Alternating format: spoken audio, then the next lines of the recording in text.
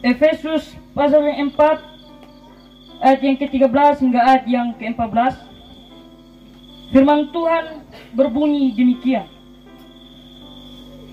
Sampai kita semua telah mencapai kesatuan iman dan pengetahuan yang benar tentang anak Allah, kedewasaan penuh dan tingkat pertumbuhan yang sesuai dengan kepunahan Kristus, sehingga kita bukan lagi anak-anak yang diombang-ambingkan oleh rupa-rupa angin pengajaran, oleh permainan palsu manusia dalam kelicikan mereka yang menyesatkan. Demikian jauh firman Tuhan yang kita baca dan kita dengar. Salam. Salam. Mungkin kalau saya bilang salam, damai di hati. Salam, damai di hati. Puji Tuhan kalau kita ada dalam keadaan damai di hati, karena hanya orang-orang yang sedang berdamai yang bisa untuk mendekatkan diri dengan Tuhan. Namun ketika kita lagi patah hati atau lagi bersedih, saya rasa kita tidak akan bisa untuk memfokuskan pikiran kita untuk mendengarkan firman Tuhan. Amin. Bapak, mama, saudara-saudari yang dikasihi oleh Yesus Kristus, kita mengucap syukur kepada Tuhan atas kebaikan Tuhan untuk keluarga terkasih di tempat ini. Tentu terkhususnya adik terkasih kami yang sudah menyatakan kedewasaan iman mereka. Untuk itu, Bapak Mama yang dikasihi oleh Yesus Kristus, berbicara tentang kedewasaan tentu sangat tidak asing dalam kehidupan kita. Terkadang kita mengatakan kepada teman kita, guys, kau tidak dewasa sekali. Terkadang kita mengatakan, guys, kau belum dewasa. Kau belum dewasa secara iman atau secara fisik. Namun, apakah kita tahu apa arti dari dewasa itu sendiri? Atau kita hanya mengenal arti kata dewasa karena tingkat usia seseorang itu lebih tinggi, atau karena seseorang itu lebih kakak atau senior dari kita? Ataukah kita mengenal arti kata dewasa itu hanya sekedar itu?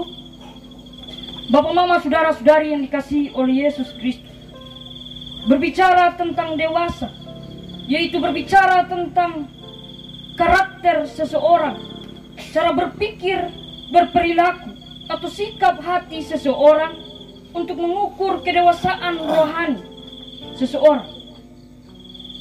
Berbeda dengan jika menerka atau menduga dengan berapa usia orang itu. Tentu kita terkadang melihat orang lain hanya lihat tentang usia, tapi kita tidak pernah melihat apakah dia sudah dewasa secara karakter, sikap, perilaku dia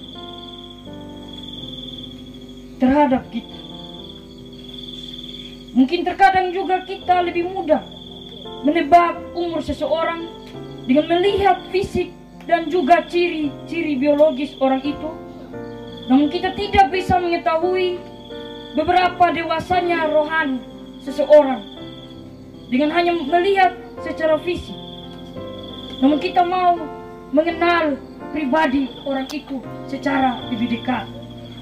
Ketika kita mau mengenal orang lain, apakah itu sudah dewasa atau belum, tentu kita harus mengenal orang itu terlebih dahulu. Bapak Mama yang dikasihi oleh Yesus Kristus, tentu kalau saya berbicara di tempat ini, mungkin Bapak Mama berpikir, ini masih SMP,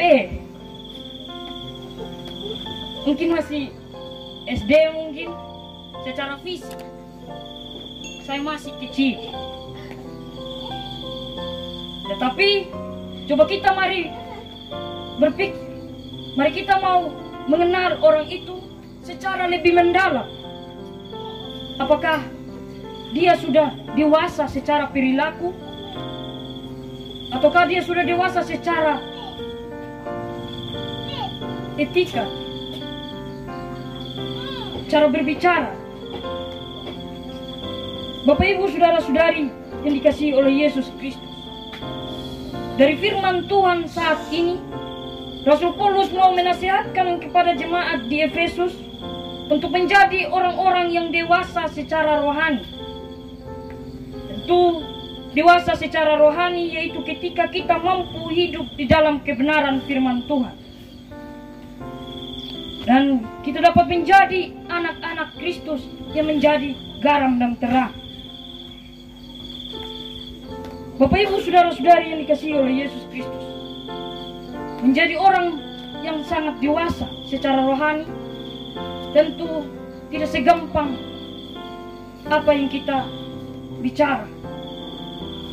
Tentu butuh proses untuk menjadi orang yang dewasa secara rohani. Tentu butuh namanya perjuangan untuk mencapai suatu dewasa. Tidak mungkin kita baru lahir kita langsung dewasa. Toh? Tentu kita butuh proses untuk menjadi, untuk bangun berdiri, terus habis itu untuk bisa kita mulai makan sendiri. Itu butuh proses. Begitupun dengan dewasa secara rohani. Kita butuh kedekatan bersama Tuhan. Namun ketika kita sudah menjadi dewasa, kita dituntut untuk hidup di dalam kebenaran firman Tuhan. Dewasa rohani yaitu ketika kita mampu meninggalkan kehidupan lama kita, dan kita menjalani hidup yang takut akan Tuhan. Bukan lagi kita menjadi manusia yang lama, yang masih menjadi anak-anak yang terombang-ambing oleh ajaran-ajaran sesat. Namun menjadi orang dewasa itu berbeda dengan anak-anak. Mungkin anak-anak bisa kita katakan dia ikut-ikut saja, nurut-nurut saja. Tetapi menjadi orang dewasa itu mampu dia memilah mana yang baik dan mana yang tidak baik. Oleh karena itu Bapak Mama yang dikasihi oleh Yesus Kristus, bagaimana sikap kedewasaan kita, karakter kita yang berkenan di hadirat Tuhan. Bukan malah kita yang sudah secara fisik kita sudah dewasa dan kita sudah membawa kedewasaan kita di hadirat Tuhan, lalu kita masih melakukan hal-hal duniawi.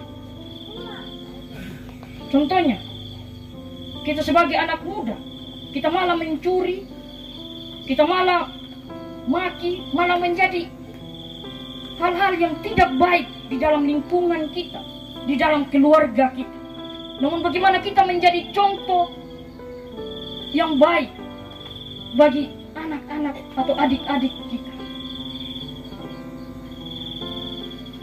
Bapak Ibu saudara-saudari yang dikasihi oleh Yesus Kristus, sikap dewasa yaitu sikap yang takut akan Tuhan dan mampu mengendalikan hidup kita. Tentu ketika kita sudah menjadi orang yang dewasa, bagaimana kita mau mengendalikan hidup kita?